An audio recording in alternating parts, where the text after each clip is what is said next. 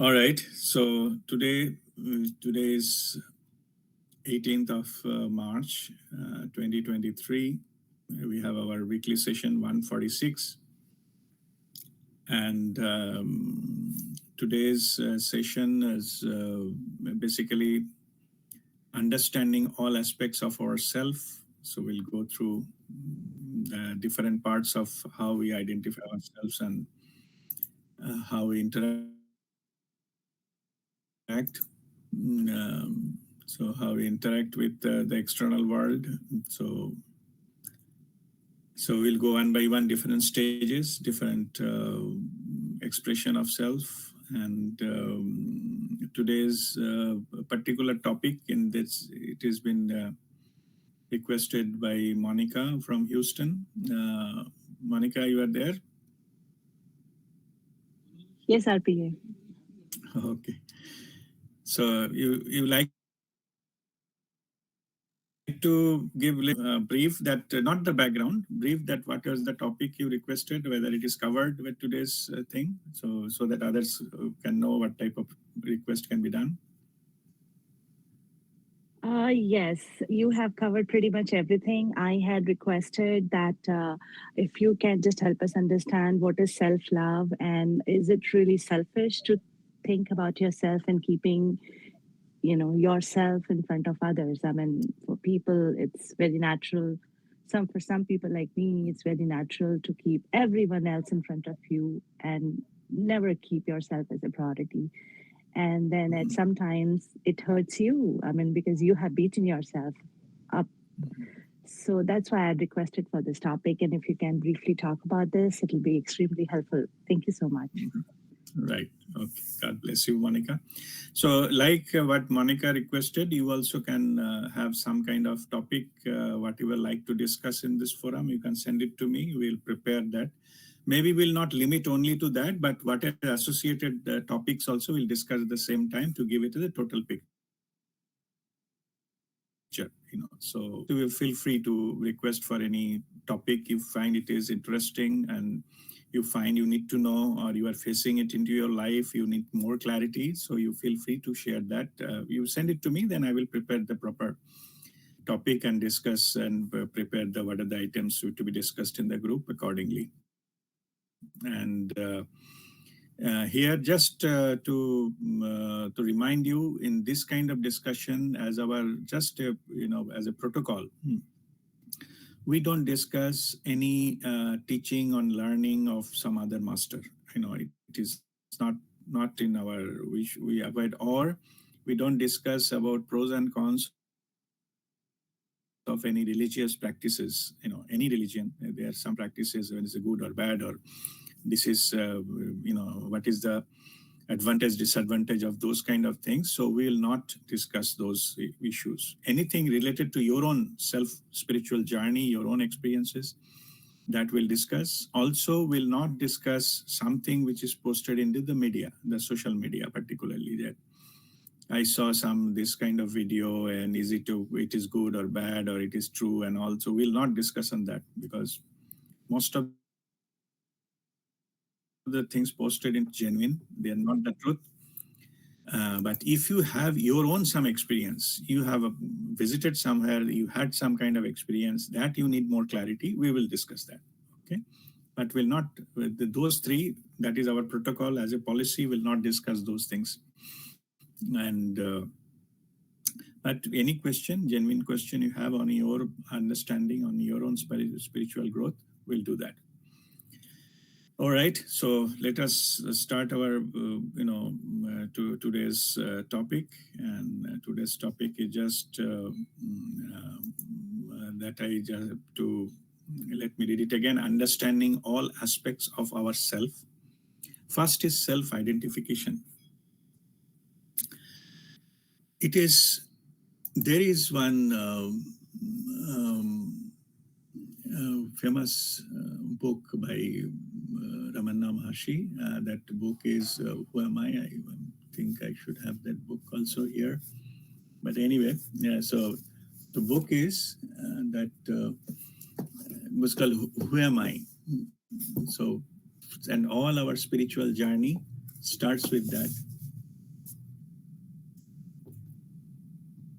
Ramana Maharshi's book, but this is not the one. There is another book called Who Am I? The title of the book is Who Am I?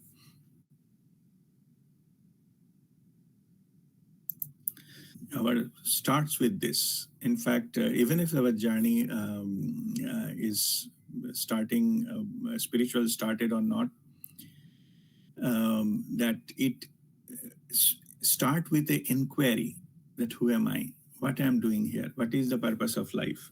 And in fact, from this inquiry, that spiritual journey starts. We get interested into the knowing that what is uh, who actually I am. You know, is it and because we are known in many ways into this, that sort of identification. I can say that, you know, in the childhood, used to say, I'm son of so and so, my father, and I belong to this family, that family, or I go to that school, or in this class, or that, or something. Later on, it may be changed to, you know, in the what college we read, I'm a student of so and so college, and so, and I'm doing my this course and that course, and from that university, and then it changes to which job we do and our job titles and which company we belong and things like that. Or sometimes we get some higher degrees in the education. We may mention that those degrees and I'm so and so. Um, these are all identifications of ourselves, where we wanted to place ourselves into the society or others. More important, we like to be called that, you know. So that's what like to be seen to others. So that's what we call the identification. And maybe it changes over the period of time, and then maybe after we achieve certain things in the professional life, then you can say that I am so and so of designation holder of that, or I'm that kind of award holder, or this kind of credential, internationally accepted so and so professional, whatever. That's you know, different way people approach it. And maybe in the older age, people say that I'm father of so and so or mother of so and things like that. So our identification changes, you know. But all this identification, whatever I mentioned so far, it is all your acquired one. You got something from the external world, and that you are claiming that to be yours. Your name given at the time of your birth and all. So these are all acquired thing. The family, you have name of your family, or your where do you live, and these are these kind of things. These are part of your identification, yes, but yeah, you are not only that. But at the certain stage of the life, when the life experiences teaches us that this is not who am I. I'm much beyond that. These are okay. These are all some of my levels, but I'm not the level. I'm something beyond that. And then we start, who am I? I'm start asking this question, who am I and what I am doing here? So what is the purpose of my life? When you start asking these questions, from there, that is a seed of your spiritual journey. From there, your spiritual journey starts. Then we seek the answer different places wherever we think, and we maybe read many books and see so many videos and attended so many conferences and this and that. So we do our own way of survey and all those kind of things, but it is still this part of the thing called spiritual seeker. We are seeking the answer. Then when we are ready, then some guru appears in our life. Guru, a master, appears in our life. But the master is sent by some authority called Guru Mandala. Guru Mandala knows everything about you. You know, all your past life, if you had a previous life, other gurus, and what was your journey, what remaining, and all this. You are ready. The master is not sent to you. And this is a personified master, like to whom you can have one-on-one connection and guidance, and that master will teach you something, that is some practice and also meditation, and show you the way. Every master has a different way, but what is most appropriate for you, then it will be sent to you. Suppose you will not get from a master who is maybe coming from some Peru, or speaking in some Latin American language. You will not understand. So that kind of master is no good for you. Nothing wrong with the master, but it's not appropriate for you. So then master guides and teaches you, shows you, and help you to find the meaning of life. What is the meaning? What is the understanding of life? But this part is not theoretical. That's why it cannot be learned by reading, or reading books and watching videos and things. Many, I have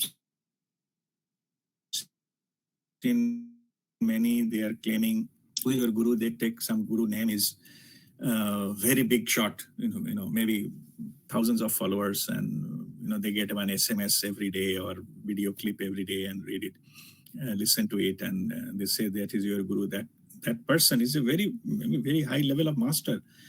But understand that person is, you are just a follower.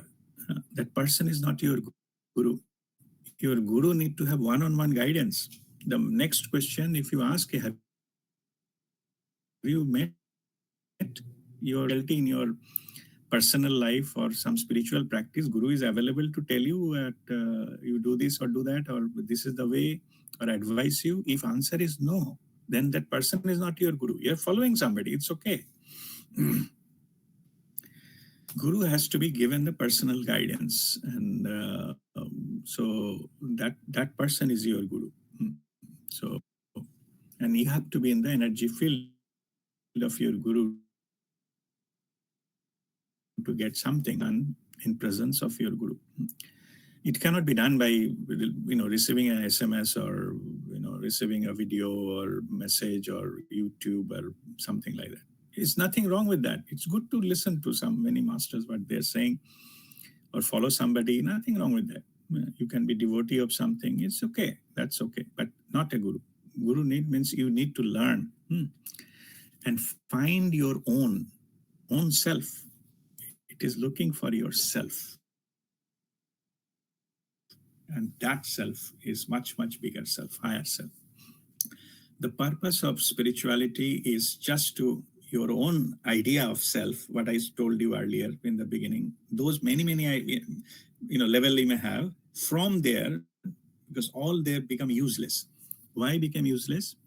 Because those are expressions of your ego. Ego means lower self. Lower self means to operate in the external world, you need some kind of identity.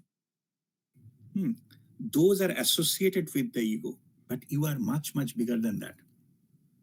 That process, that your higher self, how to reach there, how to communicate. External guru, your guru will teach you how to do that.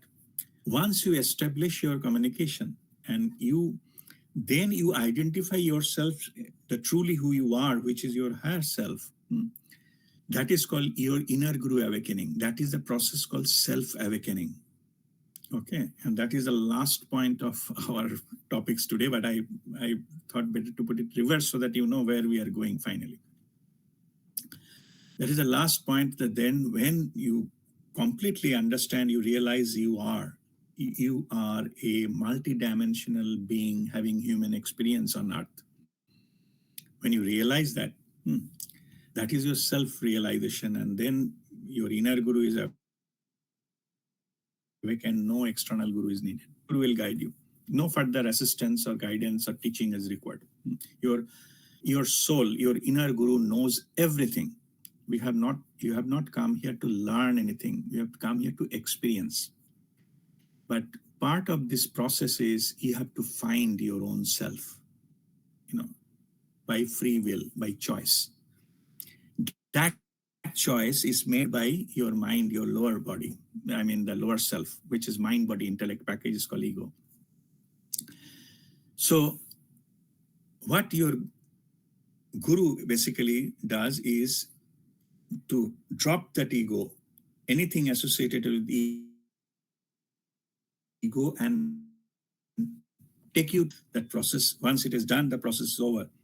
You graduated, you got enlightened. You are fully tuned with operating from your soul consciousness. So that process is over, and then that's your enlightened journey that starts from there. But here and the different stages, that question, who am I, changes. So that is our ultimate self-realization. But this I am giving background. Now let me come back to the level of, now I put it in a context. So now ego is needed to operate in the external world, and we get stuck with our ego. And what are the characteristics of our ego? Ego is it is from spiritual terminology, ego is your false identity. Why false? Because it shows that it is your true identity, but it is not. Okay, true identity is somewhere attached towards that ego. Then you develop certain kind of tendencies and within you, and that actually takes you away from your true self to the higher self. So let us see what happens in. So that is the identification part of it. So now let me come to that the topic, and then we'll go by point. So self-identification, I already told the whole spectrum. You may be in the different level of identification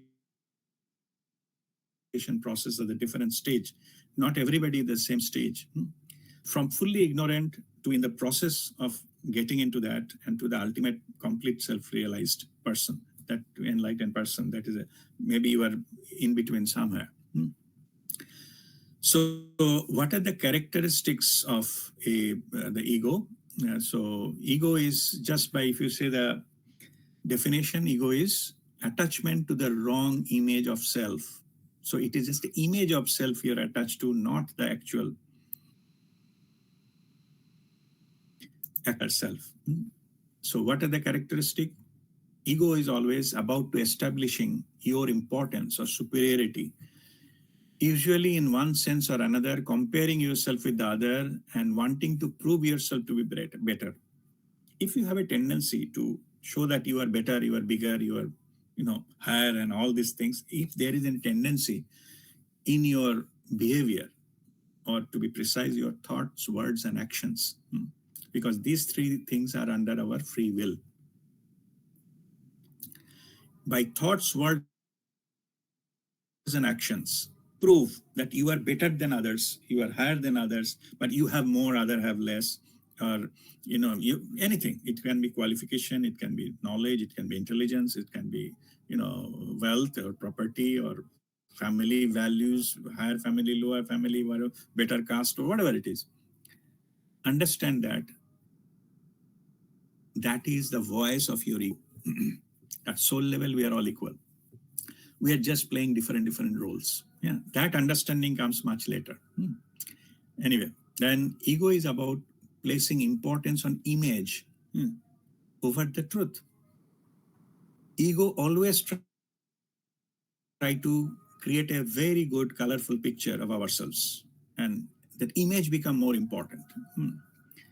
How we actually feel, maybe it doesn't matter, but whatever we write in, say, Facebook or something, social media, that becomes very important. If somebody says something, and we become furious, because then that place, our image has been hurt. The thing which is getting hurt is our ego. Because our true self nobody can touch. Nobody, forget about killing somebody, not even any harm, even a minor thing, touch cannot go to our soul level. It's come beyond all these things, human activities. Okay, anyway. So ego is also about being overly sensitive without tempering the gravity of the situation. Yeah. So it becomes very sensitive and take many things personally, because the image is getting disturbed. It will very easily get insulted. Very easily it gets get taking things that it should not be right and wrong. Whatever thinks it is a right and that must happen. So this kind of ideas that ego enforce into our lives, and that's what we have to face consequences that. And ego is about imposition, manipulation, and force. If it is ego finds that it is not getting your way through, it will try to manipulate you, it will try to imposing many things, and even by force. Ego controls us in three ways. I explained this many times, but again, it is worth repeating.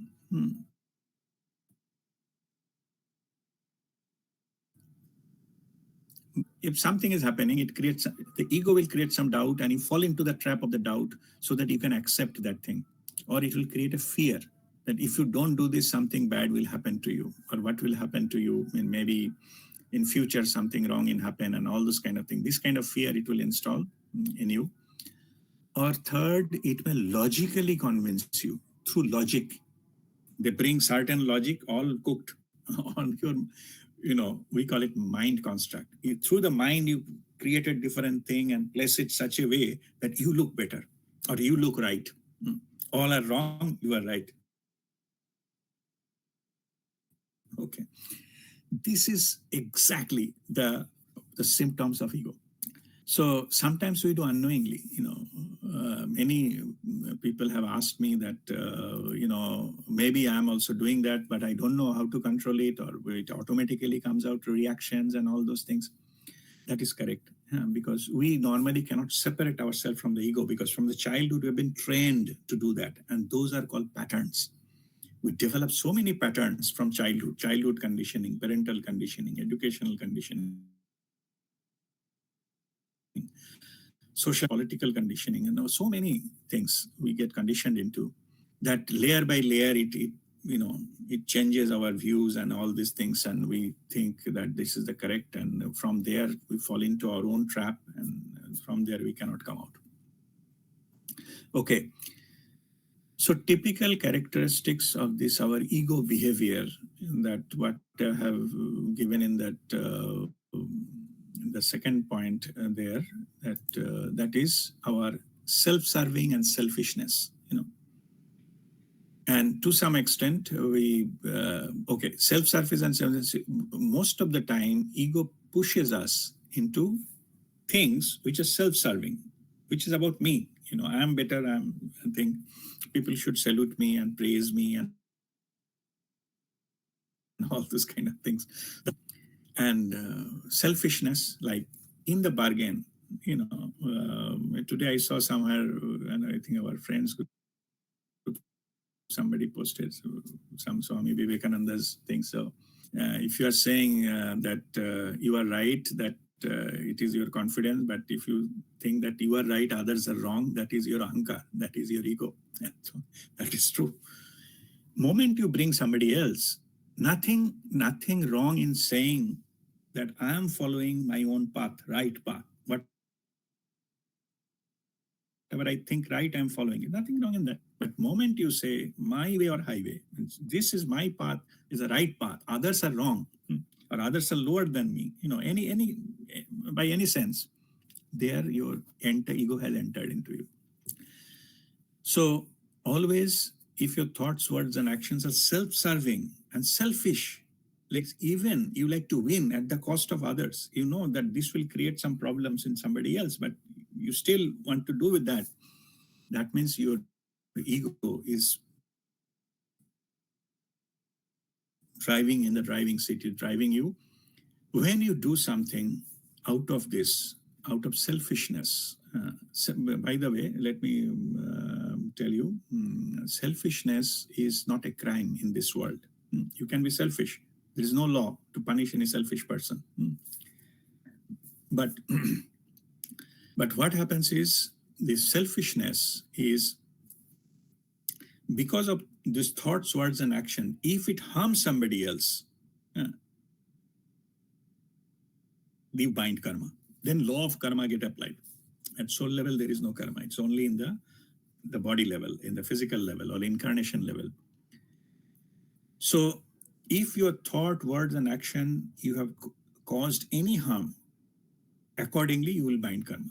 You develop karma, and that need to be settled because you change the energy balance, and that is to be done.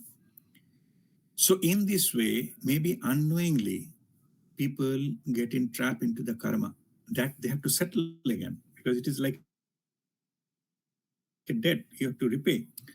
So this cycle that goes on in our lives, and because of the ego, we bind some karma unknowingly most of the times. And then people ask me that, what do we do? We didn't know that this will bind karma, but I have done it. What to do? Whether you know it or don't know it, it is not an excuse. Law of karma will apply. I will say, like, if you jump from the 10th floor building and you say, no, I don't know what is the law of gravity, you still fall down, break your leg, even die. After hitting the ground, law of gravity will apply. If also I give an example, like if a 2-year-old child go and put his finger into a electric plug point, so that 2 years old will get a shock, electric shock, the same voltage. It does not matter that 2 year, that argument doesn't exist. The 2-year child doesn't know what the electricity is. Why he will be punished? But this electricity going with own nature, it is just somebody touched it, the electricity will get the shock. It will not see whether you know about electricity or don't know about electricity. So that's what I'm saying. Ignorance is not an excuse. You don't know about the law, it will not apply to you. You are not protected. When things goes in your favor, you always take that, you enjoy. But when it started going wrong, then you start thinking about all those things. And what happens is, uh, your you get the guidance, your guru. One of the job of your guru is to shed off your ego, and to get rid of your ego so that you can see the truth, and so that you don't get bind into more and more karmas and drag yourself down further. And daldal mein fasne wali baat hai. It will keep on going down, so it will help you. But some people get so much egoistic, even this help of a guru is taken egoistically. Like their ego get hard, they fight with the guru who is trying to help. So fight with the guru and say, what do you think of yourself and all this kind of thing. So because to ego will not normally go, so there are, the guru uses different techniques. Some guru uses very hard techniques. So I have seen that to some of the gurus, and they insult that person in open forum, or they have nothing to do. What you have to do with this. You're falling, getting your ego suffering. Is let you suffer. Guru has no interest in it. But only thing, guru insulted into the open forum, not for guru's ego get satisfied. No, guru don't bother. Because of that, you feel insulted. Then what happens is, you started thinking then that which is the entity which feel the insult.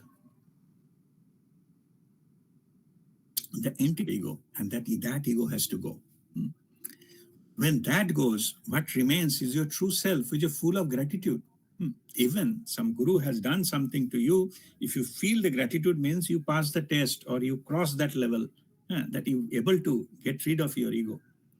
You understand that because of that you have faced a lot of troubles. It is not guru said something and you felt bad, and that guru is bad, let us find some other guru. Many people do that. Okay, so and they keep searching in the entire life. So what I'm saying is, the ego, when get hurt, it becomes a Prem Nirmalji Guruji said, it becomes more ferocious. It tries to somehow, it tries to prove you that all spiritual things are useless, and that's all humbug and all these things. some uh, some cooked thing of somebody, and it will not help you. This is the way the ego doesn't want to go. It try to hold you. It try to like logically convincing you. It give a lot of logics. Going through the logic. Oh my goodness, yeah, right, yeah, it's fine. So ego will say, "Did you get rich? 1 year we are doing spiritual practice. Have you not get rich? Then spirituality is wrong." So this is the way the ego survives. Enlightenment happens when ego is completely annihilated. The false identity has completely gone. You see the truth as it is. These are not the perimeter of finding out that whether somebody is spiritual or not even which you acquired externally. How big your house is, how much money you have in the bank, and what is your designation in spiritual terms, it all doesn't matter. Paramahansadev used to say that taka mati mati taka, like the money and just like it take some soil, it's all equal. True from universal point of view. Now somebody is asking, say Ramakrishna Paramahansadev, what does it know? He doesn't have any. He didn't even pass the school. Forget about a college and degree. I'm a PhD holder. So, or I have so and so designation. I earned something. What this fellow? He doesn't even worshipping, helping his elder brother to worshipping. That is also he doesn't want to do properly, and he's chalkola vidya chaine and all means I don't want to go into all this. How to worship and this kind of stuff. So your mind can even tell that Ramakrishna Paramahansa is poor and illiterate person. That will be conclusion of your ego. Okay. So what I'm saying is it is nothing to do with what I acquired thing from the world. It is the connection, that wisdom that flows, the Guru Tattva that flows, that is more important. That will stay. That is only thing impermanent in your life. That is the only truth of your life, which is the universal consciousness source, the connection of the source. We become like Melanek ho gaya, lost into the fear and now trying to come back. And this coming back process is the spiritual process, that to come back and go and realize yourself, true self, that is self-realization. Okay. So anyway, I have gone into too much of detail. I think let me come back to our topic. So externally we operate, most of the people operate the selfishness. They're selfish and try to accumulate even at the cost of others. Punishable here in this world by law. No law says the selfishness is punishable, but it is heavily determine your spiritual journey. More selfish you are, that much you are away from that path which takes you to your ultimate journey of liberation, to find your own self, your true self. So more you go into the false journey, the image and that journey. So more you selfish you are, you go into that direction. You are trapped under the ego, and that moves away from you. Even the gurus have to do a lot of work to get rid of that, that ego, because that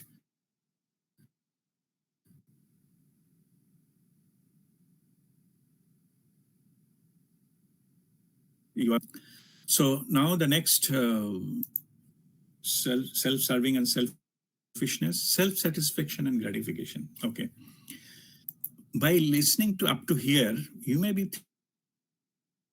thinking that what does that mean, that I should be living like a poor and beggar and that would be spiritual? Absolutely not. Okay, you need to, you have been given this life to enjoy life. All these things, all are given to you. It's a given gift is given to you to enjoy life. Only thing you have to make sure that it is not at the cost of anything or anyone. If you like to eat good food, enjoy. You like to place, go, visit different parts of the world. If you like to make good friends, go ahead, do it. Enjoy the friends' company. And you like to, enjoy, say, painting or creating something, or do it, or poetry or singing or whatever you wanted to pursue. There is nothing, that is your creative expressions. You do that. You enjoy your life. Gratification is comes with a self-serving. Means it is also associated with in the process of enjoying. If suppose you wanted to eat something like today you wanted to eat biryanis, so where make the difference? If your ego is operating, it has been developed that within 30 minutes, if it is, food is not delivered, then we'll need not to pay and all this, because people want it now, that now business, because impatience, impulsive, these characteristics come from your ego. Hmm. You enjoy, but the gratification, if you can hold your gratification, if you can be patient, saburi, that element is there, then you are spiritual. You can still enjoy. Suppose you come to know, no, today it is not, today that whatever the biryani used to get from somewhere, it is not open or is closed. It's a time, it's closed now. If you're 10, if you say, okay, fine, I'll take it tomorrow. Means if you can delay your gratification, you are operating from a much, much higher level of understanding, higher level of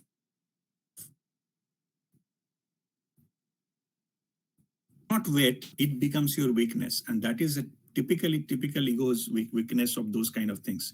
Maybe you get panicky and then start searching. Maybe somewhere else, maybe another area there is another biryani shop is open up to 1 a.m. or something like that nature. You go there and have it, and finally you came here. Oh, I got that. Now, see, if I want to have it, it's okay to have it. But this approach, this attitude is coming from your ego.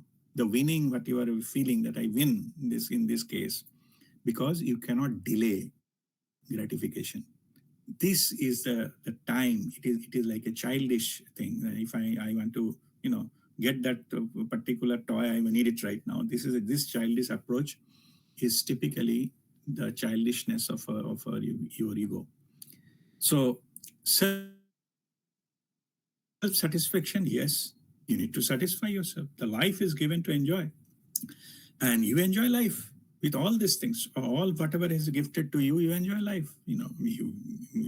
As I said, you enjoy the way you want.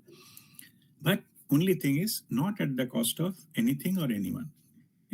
Because enjoying doesn't mean that somebody going through the road, I pushed him into a ditch, and people fall down. I say, ha ha ha, what a funny thing. This is not the enjoying your life. Yeah, this is your ego. Is your ego speaking. That is not enjoying. In our house, this particular aspect is called Jivan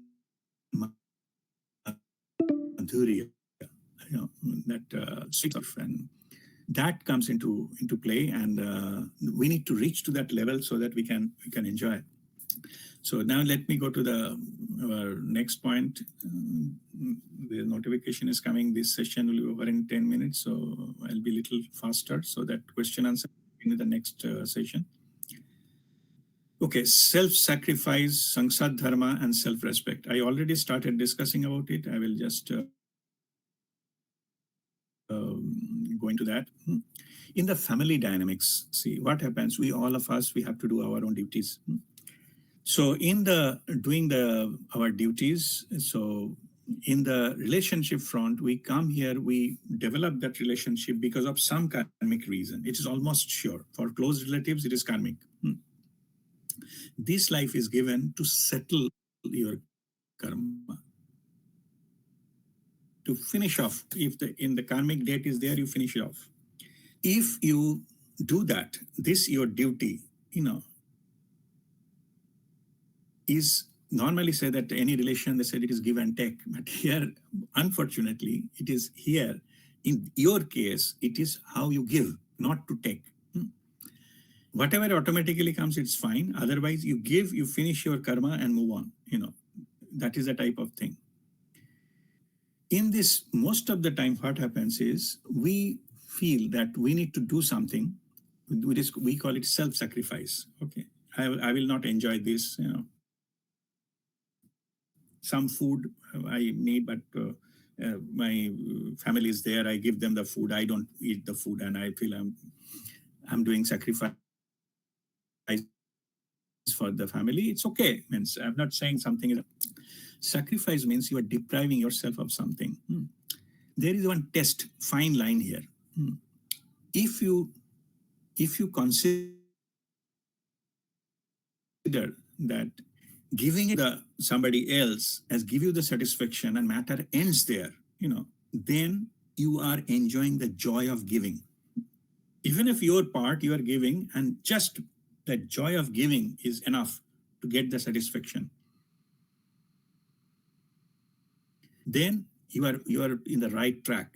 But after sacrificing, after that, if you say I sacrificed, I have done maybe 10 or 20 sacrifice for my family, that means you are creating an expectation that as you have not enjoyed the thing of your quota, so you deserve something.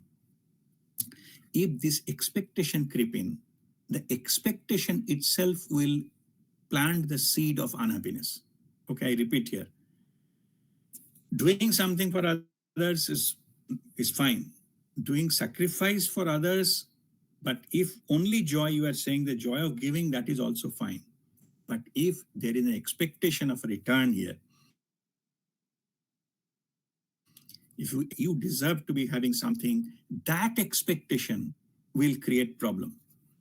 That expectation will plant a seed of a pain in the future in the family setup. So, in other words, do not sacrifice if you think that you are creating expectation out of it. If you do some part, but beyond that, if it is say that no, I'm expecting something in return, I deserve this or this and that. The moment the thought of the return comes, the deservability comes, or logically you are convinced that yes, I have done 10 things, they cannot do 2 things. This again, your ego is convincing you, logical way. If those expectations cropped up, then you planted a seed of unhappiness. So in other sense, you do whatever my normally I give an advice, you just maintain your peace of mind. Whatever your peace of mind without expectation, anything, whatever you can do, that's enough. You need not to run for nobody will give you Nobel Prize if you have done sacrifice for all your family members all of your life. Nobody will give you that. But you have to take care of yourself here. So in this case, you just do whatever appropriate, whatever necessary. Beyond that, you need not to go beyond that. You need not to be ideal father, ideal mother, or ideal wife, ideal husband, or ideal son, or nothing called ideal. Whatever you can, you are unique. Whatever you can, you do that and leave it there. You tell yourself, this is also important, you tell yourself, I'm not perfect. You accept yourself. I'm not perfect. I'm also walking towards the perfection. I'm improving myself every day, and that's enough. Whatever I can do, I have done. I have done my duty, and that is it. But he likes it, is fine. Does not like it, that is also fine. Again, we need to learn, don't give power to somebody else to control you. If somebody's comment or behavior, you are very sensitive, that means the other person has a power to control you. Don't give that power to anyone. In this case, you have to, there is a difference between your ego and your self-respect. I have a full session on that one. Your self-respect is not your ego. Your self-respect is just holding in your own power, not allowing anybody to disturb you and destroy and all these things in that sense. If you need some definition of that sense, a sense of one's own dignity and worth. So, and this dignity and worth need not to be lost, no matter what the family situation is. So, in other words, maintain your dignity and self-respect, the way to deal with it is vibration. You already know 108 stomach breathing, etc. Raise your vibration. When you vibrate high, you don't attract these untoward incidents towards you. That is the way. And if something still happens, you can simply ignore, because it is, you should not go into the provocation of each and everybody else or anybody else is giving it to you. And sometimes even if you have to, if it is possible, you can, say that it is not further, I'm not taking it anymore. Just make it clear. No need to act anything. You bind karma again. So that is the where we fair claim, take any action on that one. Just simply, just you live it there. And that is the way you come out of that one. This self-respect, now the last part of it is this self-respect comes from your self-love. We get mistreated because we don't love ourselves enough. That's our vibration changes, and that's why we attract a lot of things into unknowingly. People get attracted towards the vibration. And, if I give an example, say a snake comes in a room and there are 5 persons there. The person who is most fearful, shivering almost, the snake will go and bite that person because that vibration is lowermost. So if your vibration is high, you will not actually, you need not to do or say anything. Automatically, you will be taken care of.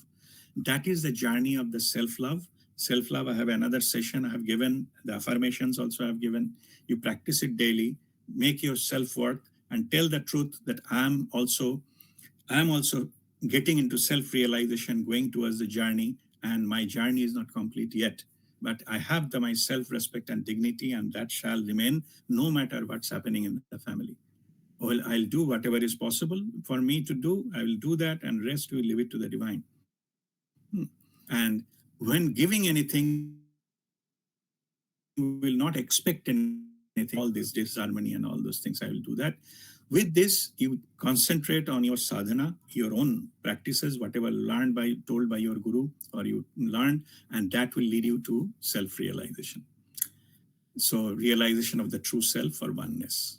With this, we'll conclude this voice message.